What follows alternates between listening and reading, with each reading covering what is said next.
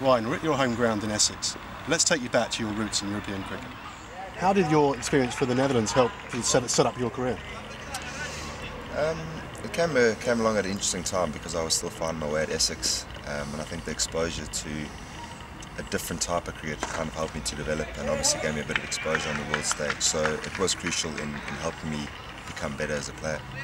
The Netherlands used to have an academy based out in Cape Town when I was at university. I used to play against them and obviously got to know a few of the lads and some of the coaches out there, and information obviously filtered through that I had a Dutch passport, so that link's been there from, I'd say, the age of 18 or 19, and then I went over to play club cricket in the Netherlands. What role can tournaments like this play in the development of a young cricketer? I think like anything in life, the onus rests with you. You know, if you want to achieve something, 95% of the stuff has to come from your own side. So again, this is a great opportunity to maybe measure where you are as a player. I think if you're going to be playing professionally, you would really want to dominate a competition like this. But I don't think the amount of cricket that some of the associates are still playing at this stage is enough to help you develop into a fully fledged professional cricketer. So, you know, you need to take advantage of these type of tournaments, obviously the higher tier tournaments, and then you have to do your own work on the side as well, and you know, try to get yourself to countries like Australia, South Africa and England to play at a better level. So based on your experience, I mean, how do you think that bridge between domestic cricket and international cricket at associate level? The structures are all in place, and I think every time you play, it's a good way to assess where you are as a player in relation to everyone else. So you might be starting out, playing for Gibraltar, for instance, and as a 19-year-old, you're good enough to play second division cricket in England, in league cricket.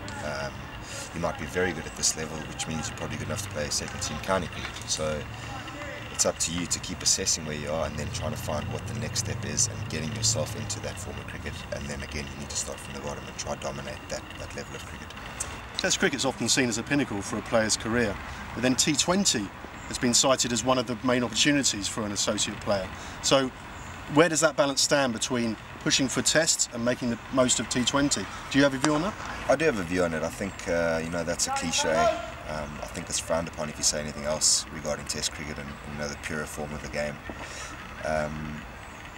Of course, it is still the sternest challenge, and you'll find the best players, and when I say best, I mean technically, and people who can adapt themselves mentally, will be good at Test cricket. But unfortunately, there are only 80 people in the world who can play Test cricket at any given time.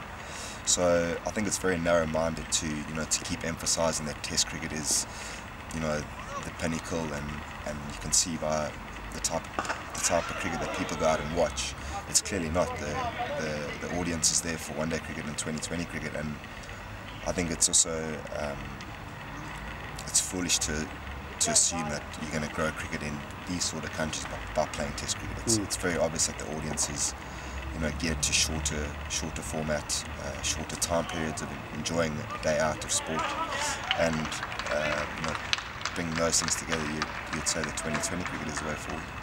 You get contracts across the world, maybe a performance at an international T20 qualifier, which is televised perhaps, maybe go on to the IPL or in Bangladesh. Do you think that's the kind of shop window for them personally? It is a shop window. I don't think it's something you can fake. If you're good enough, you will get picked up. But yeah, certainly when you are on TV and the eyes are on you, and it's become a statistical game, and there's analysis all the time, and people are watching out for rough gems that you can pick up and mould into a professional career. So these tournaments, and obviously the higher up you go, the more exposure you get, are key for individuals to progress. And what are some of your career highlights in Orange?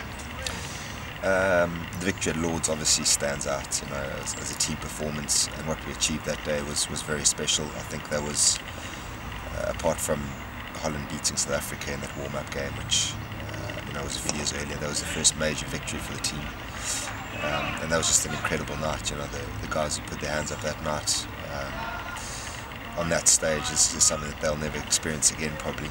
And then personally, I'd say my 100 at the World Cup in 2011 in India against England. Certainly team performances stand out, and that first victory at Lords is very special.